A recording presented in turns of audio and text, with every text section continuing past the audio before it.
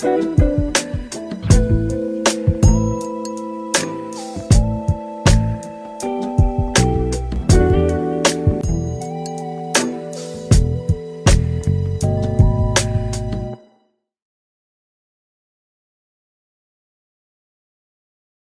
right. What's going on, everybody? Welcome to the Pull Up Experience. And we have a very I can't say enough varies special edition for you guys tonight. We have someone who has been an inspiration to us all here in the Pull Up Experience, and just not just for us, but for the culture as a whole. Um, and this is a special episode because I don't think too many times we get to meet our heroes, and they say don't meet your heroes, but hey, this one is very special for that very reason. We have none other than Miss Akanundrum with us tonight, y'all. Now, which we'll clap it up one time. Yes. Thank you. Thank you so very much. I'm so honored. Like we said, even earlier, you and I have followed each other for years. And, in this day and age, one of the things that I'm really starting to appreciate more so is like-minded people. You don't get too Mm, many people who see your perspective today. You don't get too many people who really can follow your logic and your thought processes. And so we're constantly in DMs, constantly, in alignment with each other and things like that. So I've always been, grateful for anyone who I always say who sees me, because I know that sometimes the way that I take to things or my approach, it depends on your perspective and your filter.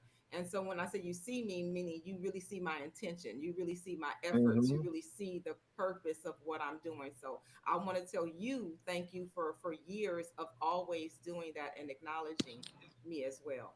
Oh, listen, and we don't get into that because if one thing I love about you is that I call you the prophetess of Black entrepreneurship because you're so far ahead of everyone, and it's so controversial to us as a people to where we can't accept it. But I'm like, y'all need to be listening to her. I don't know what y'all doing, and we don't get into that because like it's phenomenal. But we got Miss Nakia with us tonight, and y'all know we got Steve, and y'all know it's a special episode because we are doing virtual. We don't do virtual, we do it in person, but we had to have her on.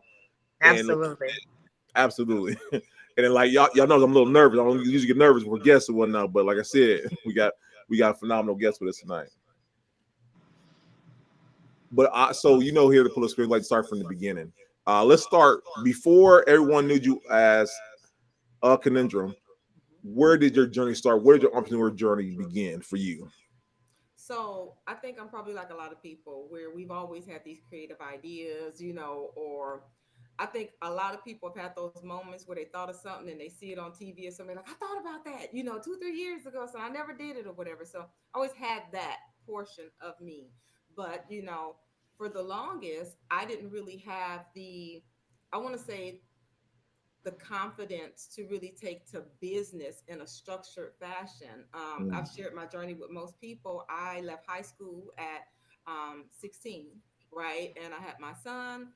I wasn't academically inferior or challenged or anything, but like most of us, I had the same sort of tumultuous background, parents on mm, drugs and you move around. And so I left school. And so for me, when I looked at business in terms of structure, I didn't really see myself as that girl. You know what I mean? mm, I thought more so I have ideas, but operating the business, running the business and the structure of the business, I didn't really see that for myself. And the first time that was really awakened in me, I had by happenstance had to manage my best friend's Fortune 500 company franchise, which was Edible Arrangements. And I mm, was pushed into that position. I did not want to manage anybody, right? I didn't want to do it, but by default, I wind up having to do it. And in that 2 year span, I took her business from negative 50,000 to 1.6 million. I took us from number 60, it was 61 stores in Southern California, and we were placed number 43, and I took us to number two every year mm, that I managed, and number 11 in the nation. And so having that hands-on experience for that couple of years, I did develop the confidence. Now, mind you, this was also after I had already attended college. So the girl got a little stats class behind me, and you know what I mean. I got gotten some of the academia in place, and but just to see the behind the scenes part of business, because we're often employees. mm, The vast majority of never even get to assume the manager role. So we have that employee perspective. We don't get to look at the profit and loss statements. We don't get to look at the bills. We don't get to see the back end, back of house things and do payroll and things like that. And so because of that exposure, it gave me the confidence to say, okay, I think I can do this, right?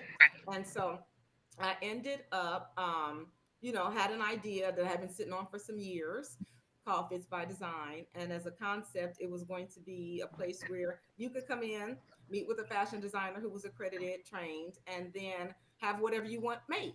And then the other half of it would be the fabric store. So you could get all the things that you needed for that. So that was the overall concept of it. And this was my baby, y'all. I mean, I was like, I followed I went checklist. And so online, I began sharing that journey with people. So I was like, okay, you guys, I went to Wells Fargo today. I'm opening my corporate account. They're going to ask you for this. They're going to ask you for that. I'm like, okay, on this form, it says you got to do this, but then you don't even have that. So why we got to, so I was just like sharing all of that. I was taking classes at UCLA for marketing. I was sharing that information online. So the online portion of that, the first real business that I actually LLC'd and, really put the structure to was that business that I later pivoted to an app. But that's where the start of it. And in that journey, like most of you guys may know, you're not really making no money. Okay. So your girl was broke. I'm talking about the kind of broke where you like, Lord, if I could just get an extra $200 a month, Lord, that would make a difference between, gas money and not. Okay. And so I ended up coming up with a hair product that I had did some essential oils for my locks myself and wind up doing that. So that did really good. I wanted to make it like $1,000 a month. Okay. So I was like, all right. I had about 300 followers at the time on Instagram. This was way back in the day. And that's where it started. And so because the business wasn't making any money, I wind up picking up alternative little side hustles where there was print on demand t-shirts that I'm selling now. And, all kinds of things just to pay the bills, just to keep that going. And unbeknownst to me, it would add so many layers of experience to me. You know what I mean? Where I was just doing it out of necessity, I was actually educating myself at the same time. So that's really where it started. I got a buzz with me tonight, y'all, so I can't hit my buzzer. I'll be thing right tonight. Oh my goodness. I mean, so I'm much impact. Yeah, I'm glad that you touched on that you were like kind of dibbling and dabbling, like figuring out what Mm, you need to do in ways to make money. Because I feel like as an entrepreneur, you do start to try to figure out what else can I do? What else can I do to keep this hustle going? I mean, this is the way you're living. This is the way you're making a living, your own hustle. So you start to try to figure out different things that you can get into to keep it running, to keep it going. And I'm glad that you touched on those things, because it's like when you have a business, it doesn't just stop there. Sometimes you have to pivot and do other things in order to keep even just what you have, what you started with running. You have to keep Right. things going. So, yeah, that's a Yeah. lot. Yeah, and That's the a lot. concept is, they tell you typically you're not going to see any profits for the first 5 years. And mind you, starting a business takes money, so mhm, paying for the paperwork and everything that you're Yeah. doing, all of those things cost. And at the time, again, I didn't really have the money to throw at my problem. So when I wanted a website made, I couldn't just afford to pay somebody. So I had to learn Adobe Photoshop. I had to learn After mm, Effects. I had to learn, and mind you, it did not feel good at the time. You're just like, man, if I could just do it. But in hindsight, it has made me so autonomous and independent. Whereas it gave me the skills to do things. So I can jump up right now. If I need something done, I can do that. But what mm, I also love most about having to do that is it helps you to manage your expectations correctly, in terms of now when I work with a graphic designer, I have more of an idea of what work is required. So you pay people what they're worth, because I'm like, oh, honey, that right there, that's a lot of work. It mhm, saved me so much more time because I'm still scrappy. I'm still DIYing it. And then also it puts you in a position where nobody can rob you.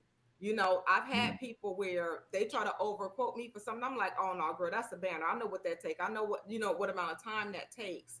And Mhm. so it gives you a good, healthy place where if I need something done, I can jump in and do it. but then also I respect people's craft. I respect their work. I respect what they do. And so I loved now that all of those layers were added. They were a necessity, but I'm very grateful I wouldn't be me today without that.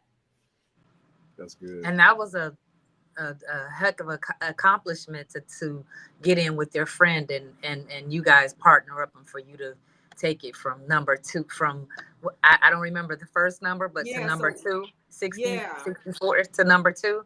yeah. Yeah, that's amazing. And that That's was my amazing. best friend. And you know what? One of the things too is that we have that idea where, you can't work with friends, right? You can't work with Mm. family and friends. And this is my best friend. So I knew that the business had been running negative for 7 years. I knew this is my best friend. And I knew all of the things and stuff. So I worked harder for my friend, to be quite honest with you, than I would have worked for anybody else. You Oh know what I wow. mean? And Yeah, so that was too the difference. It's like I'm attached to her. I'm attached to the success of her business. And that's so wonderful. she also trusted me to do things that were unorthodox that most people probably would not trust me to do. And Gotcha. that made a huge difference in the business. When I came to her with an idea, she'd be like, okay, go for it. You know what I mean? Do it. And I don't think I would have gotten that at any other franchise or anything else like that. So that Mm. also boosted my confidence because I got to trust my decisions. I got to see them. I got to practice them and really Mhm. see, them yield the results. That's good. Wonderful. So I got a question. So in those moments, in between, not saying in between, but the moments where you said you went from hustle, not saying hustle to hustle, but you were acquiring skills that later helped you in your career. In those moments where things weren't where you wanted to be, what helped motivate you in those moments?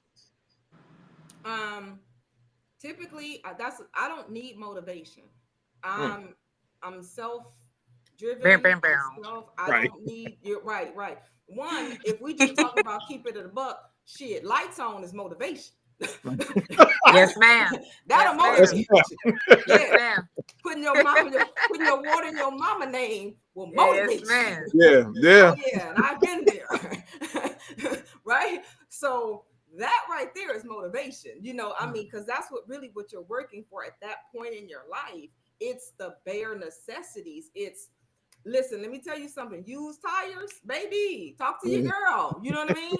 Like Right. all of that. And so that part, that right there is really like that motivation, right? That Yeah. we talk about.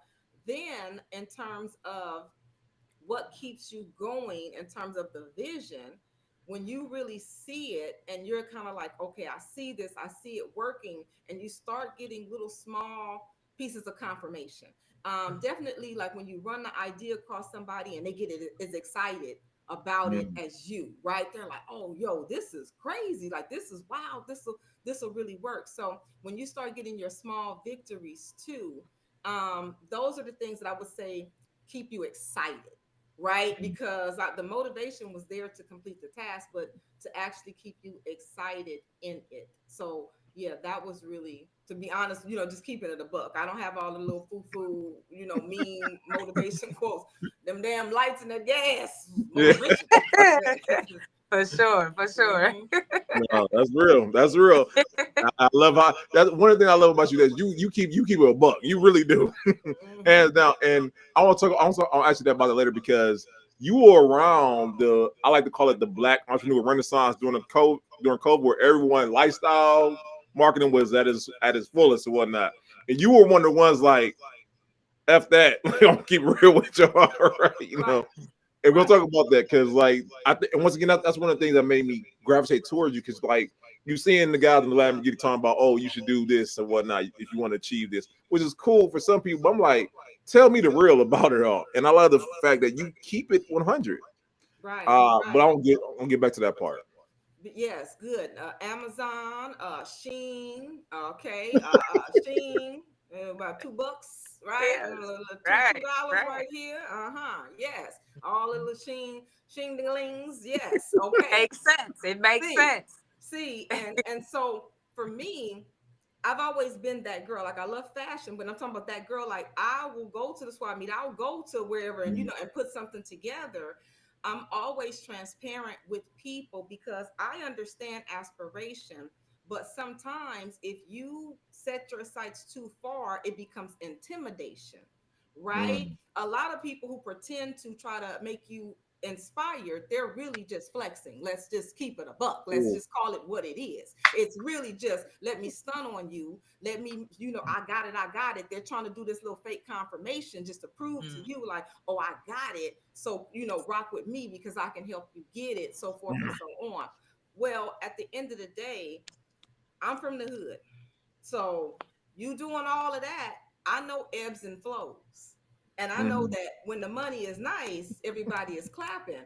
When the money ain't nice, you starting to look like food. You see what I'm saying? You you Mhm. you starting to look like a snack now. And all of that, you sitting up there flexing and all that, and then you telling me where your event gonna be at. And, oh, okay, that's where you gonna be. See, I'm from the hood, so I always knew you don't you're not really trying to show too much because the same people who you thinking everybody's cheering, some people are not cheering for you. That's number one. Ooh. Number two, me and my audience, like, I'm gonna keep it a buck at all times. When your girl got my fillers in my eyes, I ran to the ground. Hey, y'all got the fillers. When I got the little teeth fixed, I was like, boom, boom, got the little teeth fixed. Like anything, I'm going to do it because I've been that person where I'm on the other end, and Yeah. it makes you start to question and doubt yourself because you're looking at people's edited life. You're looking at perfection and you're measuring yourself next to that. And then you start to have doubt, like, what's wrong with me? Why is it that everybody else can get here and get there? And you don't even realize that that's a false narrative. It's a curated version, right? And so to me, I don't think everybody's malicious when they do it, but if they only knew that sometimes you wind up hurting more than you're helping because Mm. now you got people questioning themselves and their progress and measuring themselves to something that's so unrealistic. It's like the girl that got her body done, but she got the gym and the waist trainer. So I'm sitting up there going to the damn gym every day trying to figure it out. Like, why this shit ain't working for me? You see what I'm saying? But it was a lie. It was a ruse. And so I think it's more important. And when you're transparent, you give other people permission to be transparent. You give other people Mm. permission to be human as well. And shout out to people like Super Scent who would always show up like herself. Whether you got the bonnet today or some days you got the makeup or whatever it was, I just love that she was constantly giving you her authentic self, even when she was progressing and business. So people like that also gave me permission to do it. Mm. Whew. And that's so important nowadays because, that's what social media does. It causes people to compare themselves to others.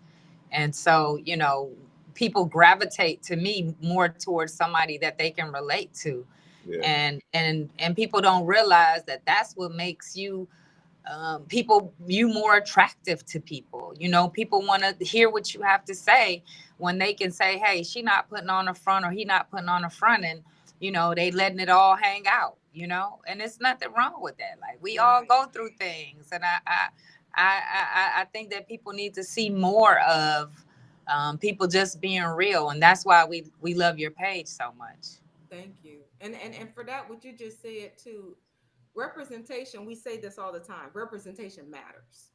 And we like that concept, but I don't think a lot of people really understand the magnitude of what that means. And so when I went to community college after being out of school for 13 years, I'm hella concerned. I'm worried. I'm like, oh my God, you know what I mean? Like, am I going to make it or whatever? So you have all that negative self talk, you have all of that doubt. And mind you, I was doing extremely well. And a friend of mine was like, hey, you should apply for scholarships. And so in my mind, I had a scholarship recipient. It was a AP student, you know what I mean, with a 4.0. It was not a mother of two, high school dropout, you know what I mean? I'm like, who gonna give me some money? And so he kept pushing me, and I wind up winning the 3 out of the 11 that I applied for. Mm. Okay. Now that was life changing.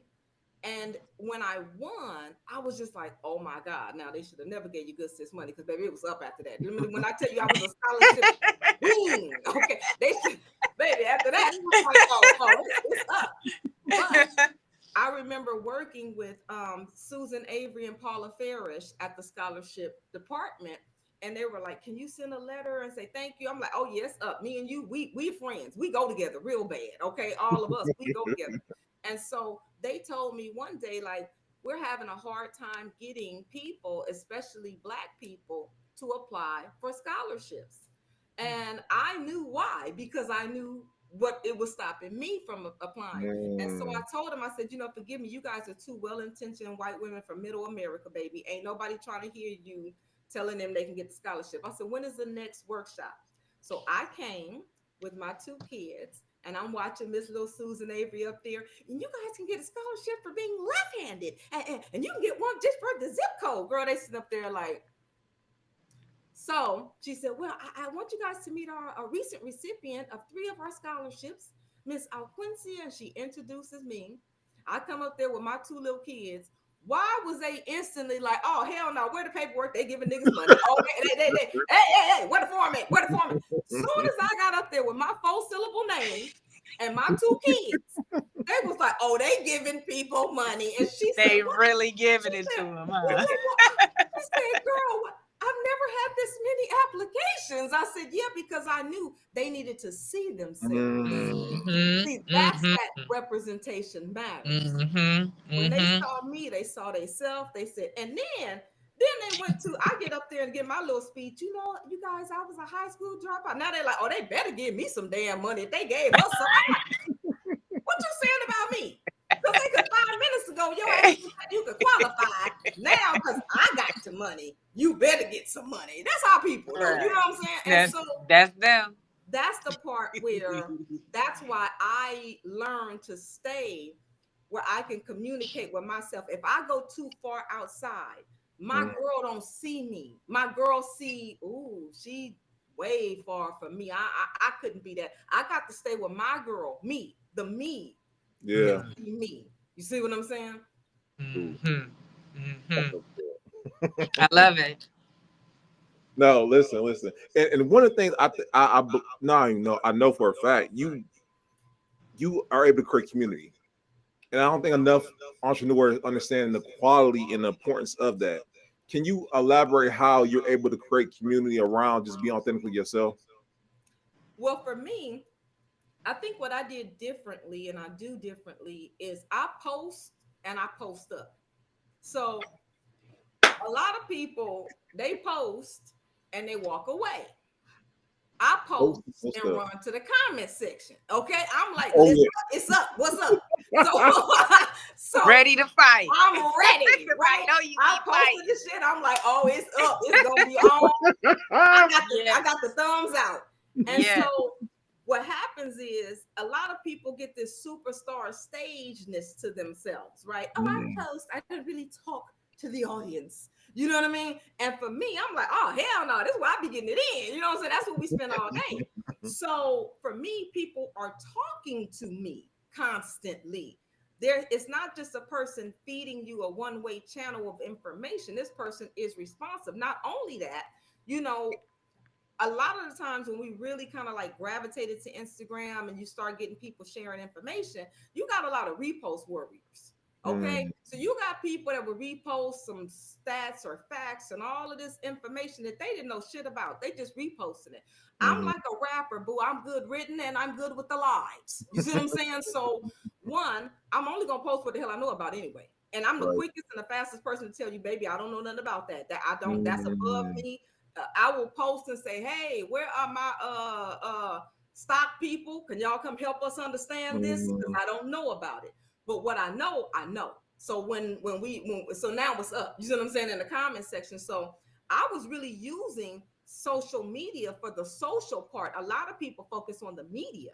How Mm. does my pictures look and how my page looks so pretty and perfect? I'm on the Mhm. social part of it. So that's where I built more of the community because I'm actually talking to people.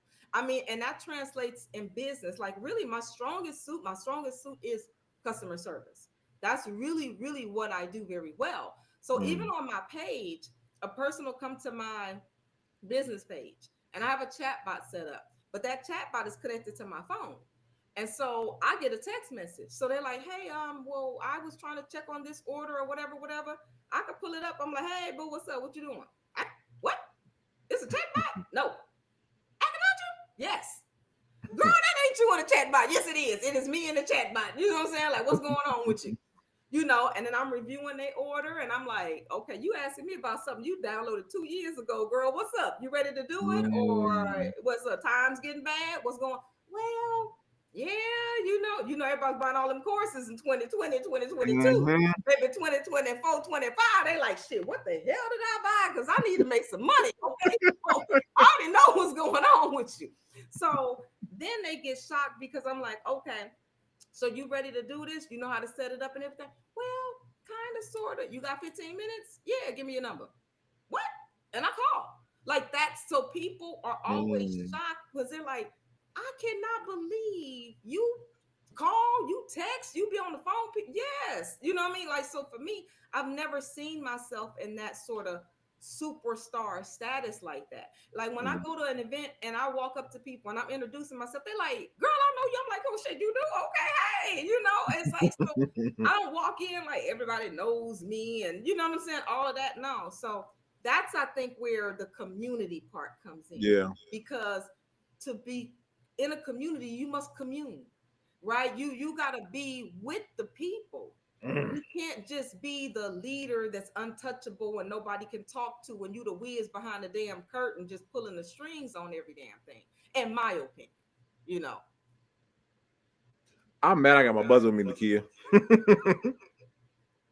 Cause I'll be hitting that thing or whatnot. But I love how you said you gotta, in order to be a community, you have to commune. Oh, that's so good. And I think entrepreneurs, we, like you said, we focus on making the page pretty. We focus on making the business look this way or whatever. We don't focus on the very thing that drives our business to people. Yes, And once yeah. again, I People don't love even that. respond. They'll post and they don't even talk to people in the comment section. And I'm like, okay, if y'all ran your page kind of like how you run your in-person Mm. interactions, it would be different. Would you invite me to your booth and then just let me walk around like, okay, well, this is nice. And no one's there talking. You wouldn't do that. You wouldn't have a party and just let me walk in and just, you know what I mean? Make my way around. You would be there to greet me, talk to me, and things like that. And so that's, to me, I post what I genuinely want to talk about too. And I think Mm. that's the difference. Like I really post conversations that I want to have and discuss. And so I think that too helps. Most people are so focused on product, product, product. That's all they want to post. They just want to sell to you, right? So it's like, all right, I liked it. I mean, that's cute, but it don't make you want to pull your thumbs out. You got to post something that make people want to pull their thumbs out, meaning they feel strongly about it. There's something polarizing. It's something that's extremely like hot and worth talking about, and that makes them engaged. And that's what gets your engagements up, which also subsequently helps you on the algorithm, right? Because Instagram has a goal. They want to observe people because it's not about demographics anymore. It's about psychographics. And the Mm. difference between demographics and psychographics, for anyone who does not know, is that demographics are things that you really can measure and quantify, like age and Mm. gender and race and location and what degree do you have. And those are pretty much the stats that we use when it came to marketing, right? And so psychographics are more about what do they care about, what do they value, what means something to them, Mm. because now that's really more so what's getting people to buy, right? Like when we have so many options in life, so many different stores that you can shop with, you're looking for like your tribe, your vibe. Like, what do oh, okay, are you for the animals? Are you a vegan friendly store now? You can find Mm. people that really service your values. And so in advertising and marketing, it's not enough to just know your name, your age, and all of that, right? Like, oh, 18 to 25. I don't know a girl who's 18 and still 25 in the like, I don't know that girl. You know what I Mm. mean? So an 18-year-old is a different girl. Before in the past, you would have probably never thought about advertising something luxury to an 18, 19-year-old girl back in the day. They couldn't afford that. Yeah. Today, 18, 19-year-old girls is got a bag. You see what I'm saying? So things Yeah. have really changed. So Instagram, to sell their product, which is largely advertising, They want their data to be as enriched as possible with real good information. They want to know, okay, Nakia, her age, her house, but do she love cats? Is she Christian? What she care about? Is she did what make Nakia Yeah. get up in the morning? What make her mad? What make her angry? Like that's what they want to know. That's what they sell to their. That's the access that they sell. What's her Yeah. favorite book? What shows do she watch? Did she travel recently? Was she in a relationship? Did she break up with somebody? She like cooking and shit. She be on them food shows all the damn time. Yeah, Oh, love and hip yeah, hop. That's her shit. She's So you she can get yeah. scrambled all the way. They like do. got you. You know what I mean? And Mm-hmm, so mm-hmm. if you can help Instagram to study people in the wild, meaning can your milkshake bring the boys to the yard? Right? So can you create content that gets people to like engage? Now Engage. Instagram is like, oh shit, this one is rolling. So when they see it rolling, they roll you out more to more people. So see, even just showing up in your post, creating posts that you actually want to have a conversation about, that helps you overall because it helps Instagram and they're gonna help you help them. Mm. So because you interact so much and you said you're more of the social part of social media, I'm pretty sure you hear and read just about everything. And especially since some of the things that you talk about are controversial or people have their opinions of them, either they agree or they absolutely don't. Mm-hmm. How do you balance that? And you're interacting with people so much. How do you balance that? How do you stay calm and, when somebody talking crazy, because they always do, what do you do to balance that? How do you, try to, I know you can't change anyone's mind. But you are speaking of facts. You are speaking about things that you know about. I'm pretty sure it's frustrating when people come in and they just have their mind made up. Like, how do you balance that mentally? I don't. I cuss their ass the fuck out. I'm sorry. Oh, wait. Can I cuss here? I'm sorry. Hey, I'm so sorry. I'm so sorry. I didn't know if I could cuss. No, I sound will. good to No, me. mm-mm. I will meet your punk ass exactly where you are. I am a special kind of petty. I love it. No, no, no, no, no, no, no. I don't go high. I drag you to Middle Earth with me. Okay, that's what we do. I'm not the bigger person. I'm 5 feet. I ain't never been the bigger fucking person. So I love I'm a it. little petty ass person. Okay. So no, no, no. I'm They not now. need it. They They need need it. it. So me, to be honest with you, if you come at me from an intellectual position, that's the energy I'm gonna give you. If you come Mhm. talking some raggedy ass shit, then we gonna do some raggedy ass shit, and that's just what it is. You know what I'm saying? And I then love if it. you feel real froggy, I'll screenshot your shit. And you know how when we was in the hood, we used to burn the roaches off the legs so we could warn the other roaches don't come around here because they crazy as hell. So I be screenshotting it to leave that little roach up there to show other people, like, oh, you come around here, she will violate your ass and make you look like a fool. I love And it. see, because here's the thing, we, and where it came from is we got taught somewhere to be the reciprocals and the punching bags.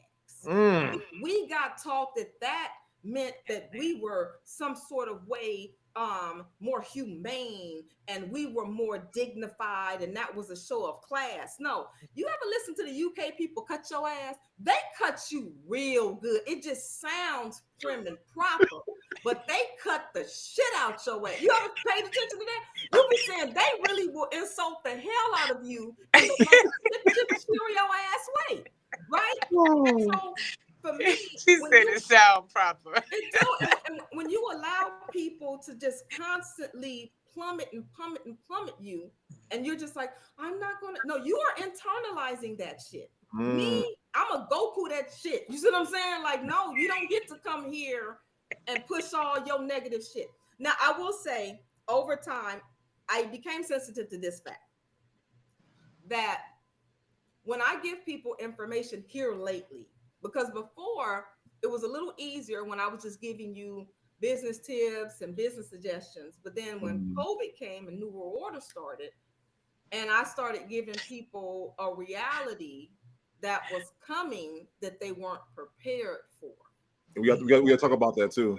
We Yes. must. We So must. what I realized is that I started getting a lot of resistance that was initially confusing for me, right? I'm Mm, like, I'm just telling you what's coming and you want to go off on me. Well, where I did become a little bit more sensitive was that I realized like the five stages of grief. mm, People are going through denial and then anger yeah. and then bargaining and then depression and then Wow. with depression and bargaining acceptance, right? So people say, well, what does that have to do with what you're posting or what you're telling them? Well, what I am telling them is that the life that they knew and that they were working for is Hmm. dying and it is Oof. dead. I'm telling you that the world that you were working towards and everything that you were doing is dead. I came to your door and I'm saying this is dying and this is dead. And so just like a person who would get that information, you're going to lash out at me. You're going to say, "No, it's not. You're lying. You're just saying this. You're just trying to scare me because when you're not prepared, you want to run back to shelter and safety and denial and you see what I'm saying? And things like that. So when I understood that that was where a lot of people were operating from, I make sure that about 94% of the time, I try to give you a solution. So if I'm going to punch you in the gut and take something from you, I try to make sure that I give you an option and something back. I'm not here to just emotionally trigger you or rage bait you. I'm trying to make you aware, but I also have to be responsible with your emotions in that. Mm. So I am very careful to do that. That's why the people who defend me, they're like, sis is always giving new people will be like, well, what you telling me for? What you gonna do? And they're like, bruh, she been giving solutions for the Absolutely. longest. And so, we get that whole like, don't shoot the messenger. That's where it comes from. But I do let people know this messenger does shoot back. Okay, so don't you see what I'm saying? I'll take a Don't little bit try me. from you. I'll take a little bit, but you don't get to just sit here and you see what I'm saying, hit on Yeah. me because you're ill prepared for it. So that part too. Listen. Oh my goodness. And I want to talk about this portion because like people will Yeah. think you got a crystal ball somewhere and you're first seeing the future. How do you? Let me give you an example because when we had that DEI discussion, Nikki, we had that back in like I can't remember like in May. We had it way before Mhm. everyone else talking about DEI, and it's because we had seen your post about how you talking about how DEI is going to affect entrepreneurs, and by far you are ahead of like the major networks, everyone else. And me and the kid was like, "That's crazy!" Like she's talking about something that we at Entrepreneur needs to know, especially as Black people, and no one's talking about this. We literally talking about no one's talking about this. And then you see everyone's not talking about it just now, but by this time, like you said, it's too far gone. How are you getting more, or how are you tracking the future before anyone else is able to see it, per se? Well, there's two things. So I'm a soft science girl, psych and soc. So Mm, understanding the individual and then also understanding group dynamics, right? So a lot of it is just pattern recognition. hmm, It's seeing what happens. It's really cause and effect. It's go all the way back to second grade, third grade. It's cause and effect, right? So one of the things that I know about America and white guilt and our very unique relationship here in America. You see the pushing and the pulling and the back and forth, right? And then we run up and they're like, okay, you victimize us, and we make a big fuss, and they're like, okay, we're sorry, we give you a little bit. And we have this relationship, right? Back and forth. mm, And what happens is, for me, the most dangerous thing that we're doing in our community is, one of the greatest philosophers, we have a lot of them, but Brother Ice Cube said, don't get high on your own supply. mm, That's what he said. So, in yeah. other words, don't smoke the shit you selling. And what happens is, how people talk a good game, but they be knowing, like, okay, he know I ain't really about that shit though. Well, Mm, you can pump people up into believing that they really have a power that they don't have. And I think that right now is the find out. See, we've been fucking around, right? We've been running up. You ain't gonna do this to my people. You ain't stop killing us. And da, da, da, da. Okay. And then what do they say? All right, what you want? And we come up with our crazy ass list of Mm-hmm. I want all my niggas. We want Cadillacs. We want don't never arrest nobody. Like we come up with all the craziest shit in the world with these lists of demands that never Right. get met. You notice none of this stuff ever turns into legislation or Mm-hmm. any real change. It's all performative. It's all where did that money all go in? What you see what I'm saying? But we don't really get anything tangible out of it. So we keep just like a child in your house that you give rights and freedoms to, and that kid bucks. I don't want okay, I don't want. And then he start feeling himself a little bit too much, and then you like chin check. So we're now. I knew that you can only play on white guilt for so long. So, for example, when George Floyd happened, Mhm. right, and it was just like the civil rights, meaning this was literally showcased and broadcast over the world. And it was a world feeling impact about this, right? Mm-hmm. So you got white folks embarrassed. You know, white folks is running around talking about to every other country freedom, and you need to have democracy in your country, and you need to, and they looking like, well, hell, over there, you ain't Mm-hmm. free, and they don't like That's it. exactly what They happened. don't like that shit. You see what I'm saying? So now Mhm. you know how you have embarrassed your mom in the store street talking to your ass to your teeth like I'm gonna fuck your ass, boy. And that's what happens. So guess Yeah. what? They running around democracy and freedom, and the people looking over their shoulder. Well, what about that? Yeah. Oh, shit. Okay, yeah. Well, yeah. Don't worry about. Oh, we're gonna fix it. Yeah, we're gonna. Okay, we're gonna fix it. And then what did we do? Oh shit, it's up, boy. We got our Mm-hmm. DEI. We running up on them. You got DEI. We gonna cancel your. So we then got to feeling ourselves, Mm-hmm. right? Because we think we got this power, and so now that swing back has come. You see what I'm Mm-hmm. saying? And I knew that that blowback was going to happen. And so now I told them people when y'all did the black squares, I said, oh, baby, wait till a little Mm-hmm. bit because they don't like being bullied and forced and told what they going to do. After a while, they Yeah. get sick of it. So it was like, Black Lives Matter. You did that. Okay, you did. You're right. And we don't know when to stop. So we just kept going, kept going. We're gonna paint the street Black Lives Matter. We're gonna do this. We just showed our whole remember we was painting the damn street Black Lives Matter. All this crazy shit. You're like, what the heck? Okay. And so guess what happens? All lives matter. Now we're done. We're tired of Mm-hmm. it. And so you get them to now, have an excuse to be exactly what they feel like they are, but now they have justification for it. Mm-hmm. So me just knowing that, knowing human psychology, soon as I saw the pendulum go this way, I know it's just a matter of time it's about to go that way.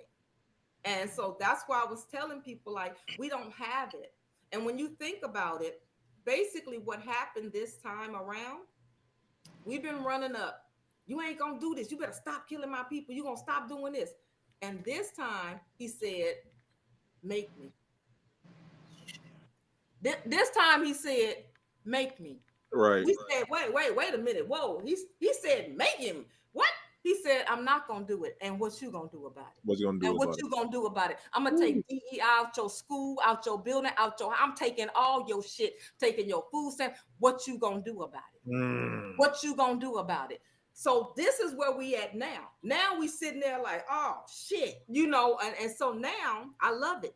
I love it because we need to really face reality instead Yeah. of running around here with some fake ass power that you don't have. So right Ooh. now, he said, what you gonna do about it? So we went back and said, oh shit, Nakia Brandon. He said, make him this. This motherfucker said, make him. What we gonna do? Oh shit, what we got? We got any guns? Shit, call up them Chicago dudes. Hey, they got some rocket launchers or some shit. Call Masterpiece, see if they got them tanks and shit from the No Limit days. Shit, call them Compton niggas. Somebody get the weaponry out. Do we got anything? Get the dicks out, the drill or whatever they call it, the sticks. Get it. So we done added up all our damn artillery and shit, and we like, Right. I don't think we want that smoke. So we go back up to him. Hold on, we'll be back. All right. Wait, no, So wait. Go ahead. Go ahead. So I'm sitting there like, we done went back and said, well, shit, we can't whoop his ass. What we gonna do? He said, make him. Well, oh shit, 1.8 trillion. Tell his punk ass he ain't getting none of this 1.8 trillion. Mm-hmm. We got that? Kind of, sort of. What you mean? Well, it ain't wealth, it's spending power. Well, shit, well, what's the difference? Well, that we ain't got shit like in assets, but that's what we spend. Right. Tell his ass. We ain't spending it with him. Oh shit. Well, what we gonna do? What's in that spending power? What we use it for? Toilet paper and shit? Yeah. Okay, he gonna still get some of that shit. What with the little bit we got, tell him $1 trillion, he ain't getting that shit. He said Nvidia is worth 36 trillion. He said Nvidia can buy and sell all our black asses in America 36 damn times at that rate. He also said that the American GDP is 29 trillion. He said that you are the least contributing of all races to the overall spend of America. So he said you can take your little punk ass 1 trillion and get the hell on. In fact, he told all the stores to go ahead and cancel their DEI shit just to double down, make sure you understand it. That's the double. So we go back and say, oh shit, so we ain't got the rocket launcher.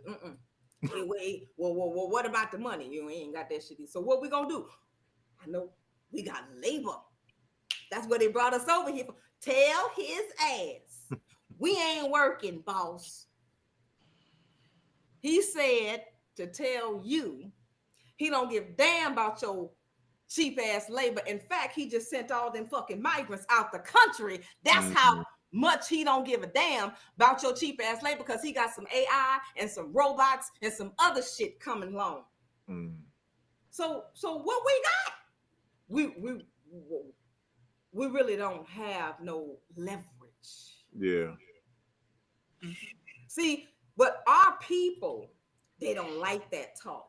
They want to, we powerful, we got it. We gonna go over here and make them love us. We gonna make them take us back. We want to feel powerful, but we don't want to be powerful. And we don't want to be aware that we are not as powerful as we are pretending to be. Because that's really the point where you got to now feel a feeling you don't like. You don't like that. You don't like to sit back like, God damn, we ain't got our shit together. But in that, maybe we'll sit down and start planning. Maybe we'll sit down and start doing real shit, not the performative, taking a whole bunch of niggas to Costco like that did a damn thing. Maybe we would stop doing fake performative shit that just make you feel good for the day and do real solutions. And that's where I'm at with it, because at this point, we really don't have the leverage. We sound like them people telling JP Morgan they not coming into work. We sound like you do y'all even understand? Amazon, you protesting? Okay, Jeff just released 750 robots. What you gonna do now? Right. What you gonna do? You're gonna be begging for a job, like I told their ass, don't be quiet quitting. I'm so glad you said everything you just said. These are the conversations that we have when we turn the camera off. These are the conversations that the pull-up experience has when we turn those cameras off.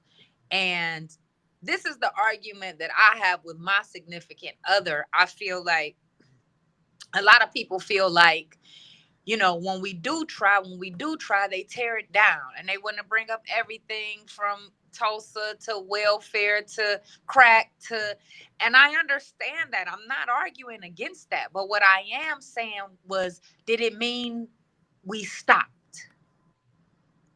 Did any of that mean we just stopped and got comfortable on the rights that we were given? We still needed to make whether they tear it down in 2025. That don't mean stop, because that's the only way. We got to have that community. And I agree with you 1000%. We have no leverage. Mm-hmm. We have no leverage. And the people in the that made black middle class, the government jobs, like he putting them all out. Where they gonna work? And you know why he did that, right? Yeah. I'm gonna tell for the audience that don't know. When we first were captive and brought here, imagine you on the boat and they got you, you got your body. You've already been in some form of slavery where you were. So you kind of maybe putting two and two together that he's going to use my body. I'm Mm. that's my value to him. So if I were to cut my arm off, right, right, or if I were to hurt myself, I'm thinking he's going to care about that because this is the value, right? Mm. I think that you're going to want to make sure I get here healthy and safe because that's the value that I have. So when we were on the boat, one of the regular practices that they would do, about 10% of their slaves on the boat, 5 to 10, they would regularly grab the biggest, probably a quiet, non-problematic slave or whatever, and they would bring y'all up and they would throw their asses off the boat. Mm. What message do you think, and what kind of confusion do you think that set up in your ass? You sitting there like, oh, this nigga's a nut. I don't even, what the heck? Getting rid of I don't think I have it. What the heck? You now don't know what to do. You terrified. He's letting you know, don't play with me. I Mm. will throw your ass off this boat. I don't give a damn. So right now, if you was about to start feeling yourself, right? Oh, you need me. Oh, he just showed you the hell I don't. I took the biggest one, threw his punk ass over. I take your quiet. I take Mm. anybody and throw your ass over. That got you in a line. That got you a line before you even touch land. You already came over here like this nigga. I don't even know. He's crazy. He will just shoot you. He will just kill you. He don't play. The one position in this country that everybody felt safe about was a federal job. Yeah, yeah. This government just said, I throw the federal, get your ass. Everybody else like, shit, if a federal job ain't safe. See, because we had this extra arrogance in the marketplace right after COVID, right? I ain't coming back. I don't know. I'm gonna need the bonus. I don't know. Talk to me nice. What you got? I'm not coming. Nah, I'm not. Oh, I showed everybody that video where that CEO said we need to get the unemployment up to 50%. Mm-hmm. Because Yes. we Yep. got a That was little too much crazy. arrogance in the That's marketplace. crazy. Let me tell you something.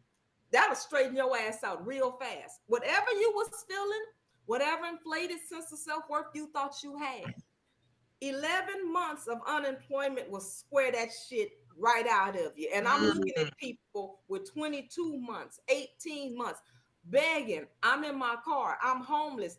Oh, you know that little job I didn't want that job. Let me tell you something. I remember when they repoed my car. My friend, Edible Arrangements, she was taking over the store because her husband was running at the time. Before they got ready to sell it, this is how I wanted to mention. She said, hey, sis, I was just wondering, I'm doing some things for the store creatively for marketing. We got this little wrapped up fruit car, and it's just sitting here because nobody knows how to drive a stick shift, right? Mm. Can you pause right quick? Because I have to put my battery in the laptop. Can we do that real quick? Mhm. Okay, hold on. Let me just take this with. Oh shit! I gotta hurry up before it die. How we looking, Steve?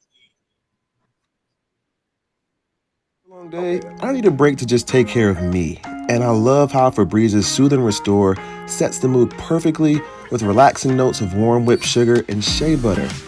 And now I'm ready to relax and unwind. Marketing approaches. So she said we got this little wrapped up fruit car, and it's been here forever because nobody knows how to drive a stick. So I was like, I learned how to drive on a stick. Okay, first of all. So I'm like, yeah. She was like, yeah, it's only 50,000 miles on it. The insurance is paid. You don't have to pay a car note. All you have to do is put gas in it. I'm not gonna lie to y'all. When I had my car, if she would have called me and asked me to drive that damn wrapped up fruit car, back and forth from San Bernardino to Fontana. I'd have been like, girl, I ain't trying to be seen in that little fruit car. Ooh, when your ass ain't got no car, that little fruit car, baby, it was so nice and Mm, clean, beautiful. I love that little fruit car. You see what I'm saying? I yeah. remember when I went through foreclosure and I was looking for an apartment, and you like, right? Oh, baby, when you get down, I remember I seen an apartment that had popcorn ceiling shit. I was like, oh, it's lovely. I'll take it. I'll take it.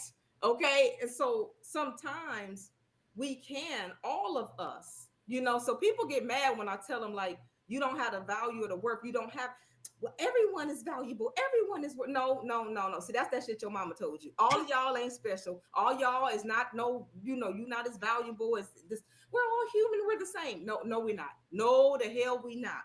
We Mm, have situational value. mm, Okay. Right now, if you and I were all in a think tank and we're putting together some GPTs and all of that stuff, I have a lot of value, right? But I promise to God, if you put us out there in the forge and there's four of us scrounging around and hunting and gathering and shit, I have no value. I ain't worth shit. mm. Do you understand what I'm saying? Like, we all have situational value. Yeah. And so we some kind of way started believing in this blanket value assessment, right? We're all, that's why you got employees comparing themselves to the CEOs. Well, Wow. well, why do I have to come in? The CEO doesn't have to come in. The hell do you mean? You are not. I told him, remember the post I put up there about the thing? I said, the man Brandon generated $8 billion for Chipotle in 5 years. Mm, What did you bring the company in the last 5 damn years? If Brandon want to work from Mars, motherfucker, he can work from wherever he want to. We got to stop this whole, everyone is, no, we're yeah. not.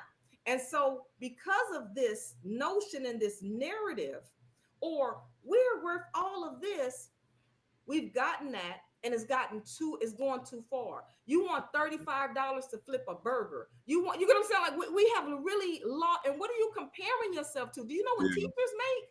Like, so at this point, it's gotten so, like that pendulum, it's swung so far the wrong way. The market correction, right? This Wow. due. This is a correction. This is a mindset correction. You have gone too far. That is why the hammer is about to come down and adjust all that attitude. It's gonna correct all of that. And I told him, remember, I told him, I said, don't quit your Yeah. job. They talked about me like a dog. But what the Yeah, I good love. philosopher Drake said, thought you had it all figured out back then, but how about now?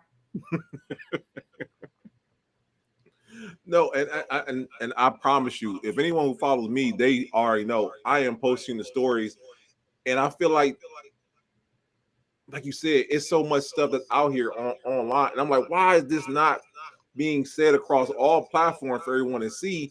But like you said earlier, some people can't accept it, nor do they want to. They're in the 5 stages of grief. They're in denial, like a mug, which is crazy. But it's necessary for us to know as a people, and like I don't know. And my question to you was, with that being said, because right now I love how right now you said the only job in the future that our kids are going to be able to have the one we give them. With Baby, that being said, where do you see the future? um, we are moving to a new idea of a utopia. And in this utopia, the way that they see it, they, if you, to give you the best analogy of it, remember when we were in when we were an agricultural nation, and people would have about 20 kids, Mm-hmm. and they worked on the farm, and those kids were a value. They were a labor force. Your Yeah. children were literally assets. Okay. And so once the industrial revolution came about and you're starting to use more automation and tools, you don't need as many farm hands, you don't need as many kids. So you start sending your kids to school, they become educated, and that winds up getting a return for you, because the kid goes back, gets educated, comes back, helps the family business. You see what Mm-hmm. I'm saying? Things like that. Well, then eventually, you start paying more for college, and now it's really so the kid can get himself together and all of that. Well, now college is so expensive. You got people 25 and 35 coming back home. So Yeah. not only is it almost too expensive to have a child, you have a new attitude and a mindset. You got kids that are making you feel like you don't do enough, you didn't parent me right, you don't do this, you don't, it's all this like complaining and nagging. And Mm-hmm. so kids have gone from being monetarily, and I hate to say it this way, I don't mean this to say that, but in the mindsets of many people, kids have gone from being a asset to a liability, Mm. right? It's they're causing you more grief. There is more work. That's why when they say like F these kids, it really is that mentality. People are Yeah. burnt out and over sacrificing, and they're like, I'm not getting. So that's why they're saying I need love and I need companionship. And you see everybody's getting dogs and cats and dressing them up, and that's become the new babies. They're investing because I don't have to do all of that extra financial part and all of that Mm-hmm. grief, but I can still get the companionship. I can still get, the little, oh, he's a cutesy little thing. So we don't need kids, in terms of like to do the work and all of that. So imagine that the global elites are the parents and we as the citizens are the children. They don't Mm-hmm. need, we've become a liability. They're looking around and in their mind, we're eating up resources. We don't want to work. We're polluting. This is how they view us. They Yeah. call us useless eaters. Mm. You're not producing. All you're doing is eating, reproducing, and defecating. Okay. And so when you think about it, they're calling us. They're getting rid, this is all Mm. a process. So when we talk about depopulation, you can see the numbers are there. Every nation is depopulating except Africa. Africa is the only place where the numbers are still going up. Africa's median age, I think, is like 21, where everyone else is having this aging population, and they're, you see what I'm saying, concerned because Yeah. they're dying out. And that is by design. So they're wanting to limit this. They don't need as many of us. Money will have a very different value proposition as well as information. People used to pay for information. Well, what happens when information through AI and ChatGPT is literally free? Mm. What happens when you have, like I said, for 2025, people are going to hear two words, or agent and agentic, and digital labor and digital employee. We had chat gpt, what, just almost 3 years ago, and now you have agents. The difference between chat gpt and an agent is that chat can draft the email or write the email for you. The agent can actually send it. Mm. The agent can actually do the task outside. The agent can actually access your computer. You can say, go through my emails, check everyone that says refund, cross that with my Shopify refund report, see if there's anyone there that I have not, requested a refund that I have not, and then parse that out for me and then deliver that to me in an Excel sheet or whatever. And the agent can do that work. So when you have that, right, and the robots are not too far behind. Right now, they can't do a lot of the very fine, task and a lot of things, but it won't be too far because we're moving into a space in terms of AI where AI is teaching AI. So it's Mm. exponential growth. We're not in Moore's code. You know how people say Moore's law in terms of growth. We're outside of Moore's law now. That doesn't even apply. We're on what's called the second half of the chessboard. And so now you're going to have all of this in abundance. Information will be in abundance. So we're going to have agents who can be employees. When I was on that AI conference, the man on that panel, he builds agents that are CFOs for you. Mm. CMOs, COOs that can log into a Zoom and have a meeting with you and be in there representing your business from the CFO's position or the COO's position. The next thing is they will be able to have a CEO. So imagine an investor, a VC company, an angel investor, they will be able to get an agent that will be a founder of a company that will actually do all of that, and then it'll have an age. So when we get to that point, Mm-hmm. you're just like, oh snap! And the scariest question I hear is when people say, well, if they're getting all the robots, what are they going to do with us? And I show them the video about the useless class, where they've Mm-hmm. already thought about what do we do for the people who are not employable, who are unable to be employed and can't transition. They're going to give you some food through UBI and something to do, keep you busy, and they're waiting for you to die. That's really what it is. They're just waiting for you to just go on ahead, opt out, and then the numbers lessen. You're not going to be making babies. You're not going to, you see what I'm saying? The numbers are going to lessen. And then they have the world that they want. If you remember in COVID, when we all went inside, we saw how fast the world could heal itself. Yeah. So if they're thinking about how they're looking around, like if we had less of us, we wouldn't have this pollution impact on the world. Now they're going to keep people, don't get me wrong, but they just don't need as many people. And the people that they keep is something that I'm calling premium human. Mm. You're going to have to definitely do what you love. It's over for you if you are mid, if you are dialing it in, life is over for you. If you just come to work and you're just doing this, you will be replaced. You're going to have to do something that your passion really shows up for, right? So Yeah. to help kind of help people understand, I see three stages of this. You're going to have Flippy the Robot Burger. And Flippy the Robot Burger will get the frozen patties and just flip it. You will walk into said restaurant. There will be no human interaction. There will be a kiosk. There will be your order. There will be Flippy, have your burger. That's going to be the low end. And it'll be cheap because Flippy has reduced the cost, right? Because Flippy is Mhm. so cheap, that's going to be your cheap food. The next level would be like a Five Guys model where there's going to be robots there, but they're going to brag about like premium ingredients, and you have the robot that's peeling real potatoes that are fresh, and Mhm. you know what I'm saying. So you have a little bit more of a premium feel to it. That's for your mid-range people, your your supervisors of the world, and that class of people. And Mhm. then you're going to have premium, and premium will be like your Benny Hanna. That's where you're going to go, and it's a human who is he's a chef. He loves cooking. This is his passion, and you know what I'm saying. He's cooking, and he's got the ingredients, and you're going to pay premium for that experience.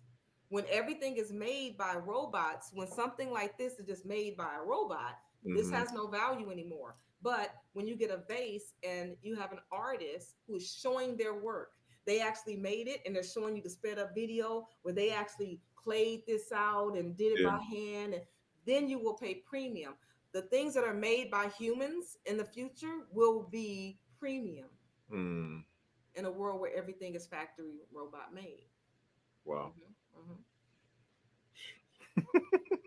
I'm laughing because that makes so much sense. Because from a capitalist point of view and from a business point of view, it makes sense. If I can reduce labor, I don't have to pay out money for insurance. I can do all those things. Why would I not want a robot? And And and I and keep worse, and from the capitalist perspective, here's another thing that people don't realize, and they're going to look back and regret very deeply. We helped to push it faster, further. mm, When you got people on the shipyard threatening to protest, and that protest in an inflationary environment where people are already overspent, and then you threaten to shut down the port, and then you brag about how that's going to result in 2 days no one's going to get their goods, in 4 days businesses are going to start closing, and five, when you brag about saving 70,000 jobs at the expense of the greater part of the nation, you mm, now have lost the public sympathy. yeah, You now have made a case where even the people, for self-serving reasons, is going to say, hell with their ass, get them damn robots, and I don't have time for that shit. I got a business to run. I got things that I need. So now you've lost the audience. When people sat at home and they refuse to go back to work, and you're forcing the company to adapt to remote work, he's going to go get the cheaper work. mm, Why would he want to even work with you? You see what I'm saying? If you think right, about it with your attitude. So now when you lose your job, you helped this happen. People, you could say it was inevitable, but you are helping it to happen even faster, right? So you're protesting, the company now gets to respond how they want. You get what I'm saying? And now you're going to say, wow, all of that we did, we actually, one of the Amazon union places just cut their protest off because they're like, bruh, this is not helping us. Like, you were probably on your way out, but you're going to get yourself out faster. Mm. Phew. Eh, Okay, let me ask you this. With that being said, if I'm a millennial and I just started my own business and I'm listening to this podcast right now, what advice do you give that millennial entrepreneur who just started on what to do going forward to make sure they're in a position of having that leverage or having that position of choice and not just have what's being given to them? Well, if you're going to do something for yourself, you want to leverage your unique differentiator, which Mm-hmm. is you are uniquely human. This is what you have that AI doesn't have. Mm. So I always use this example, and this comes from a spiritual place as well as a scientific place, so I can satisfy both folks. Yeah. Okay. So biometrically speaking, I can look into a recognizer, an optic recognizer, and I can be identified. No one else has my pupils. My voice, I can talk to something and open it up with my voice because no one else has my voice. My heartbeat has its own unique pattern. I could actually attach my heartbeat to something and it would be just like my voice or my eye. My fingerprints, we already know that, and my feet print, and of course my DNA. That makes me a one of one. Mm. But the key part of it, no human before me had it, no human today, and no human coming afterwards, not even a fraternal twin. So that means we are a one of one. AI is a derivative of all of us. AI is an accumulation of all of us. Mm-hmm. Okay. So, one, you have to recognize that AI, for all of its greatness and all of its ingenuity, baby, it ain't God. Okay. Mm-hmm. It ain't you. You here, no one has your vision. No one has your voice. Mm. No one has your drive. No one has your touch. And on your feet, no one has your journey. No one has your experiences. No one has been where you have been. And in your DNA, no one has your spark. No one has that. That is uniquely you. So when you enter into something where it's a business, that is already your advantage. You see what I'm saying? Yeah. Because you and I are not going to do it the same way. We're simply not. So you have to double down on the human element of your business, right? In a world where everyone is doing chatbots because chatbots are so cheap, you got a girl like me picking up the phone. Hey, how you doing? You see that? In a Yeah. world where everyone is just automation, automation, automation, because they're going to get so hyped about AI and it's so cheap now, they're going to forget that human part. Yeah. AI cannot show up and network in person to the Mm. event.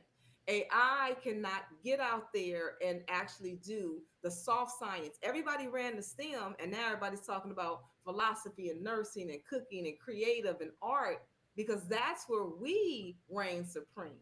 Yeah. So you allow AI to free you up to do more human stuff. So a lot of the things that were tedious for me, I can get that done. Say a PowerPoint, I can go on Gamma and get a PowerPoint done in 60 seconds versus it used to take me, a day working on this PowerPoint, right? Mm-hmm. And guess what I get to do from there? I can actually spend time catching up with some customers on the phone. I can actually spend time showing up and being more human. And that's my unique differentiator that no AI nor human has. Yeah. So it's really how can I service more? And as cliche as it sounds, this is truly the time to do what you love. Yeah. This is because that's what you're going to show up for.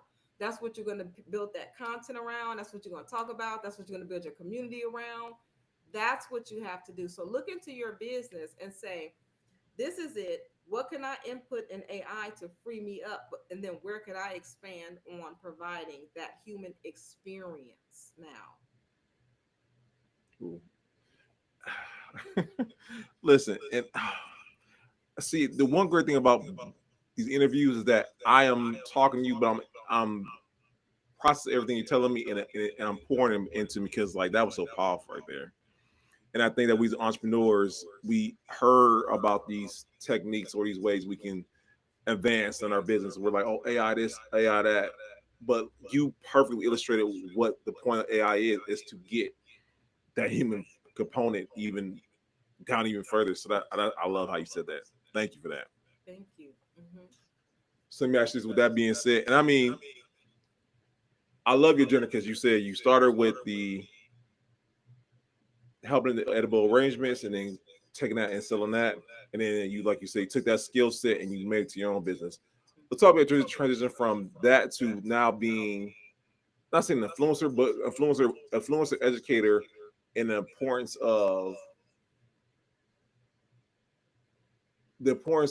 why it is that you do what you do. Mm.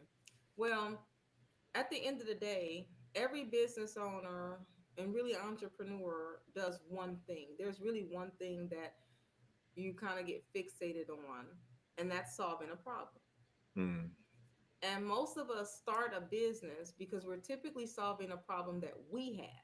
It was something that we needed and we invented. It was something that we couldn't find and we created. It was a problem that we satisfied for ourselves. And so I'm no different. When I built my page out, and on my page, I was giving information and business advice and step by step, I made the page that I needed for myself, mm, right?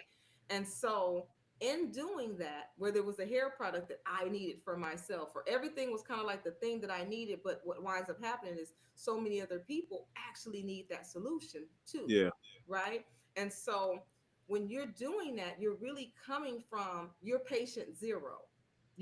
So you have the origin story. You ever notice that all the businesses, when you hear them like, oh, well, I started because I didn't have this, and then I created this thing, and then my son, and then my right, and it grows from there.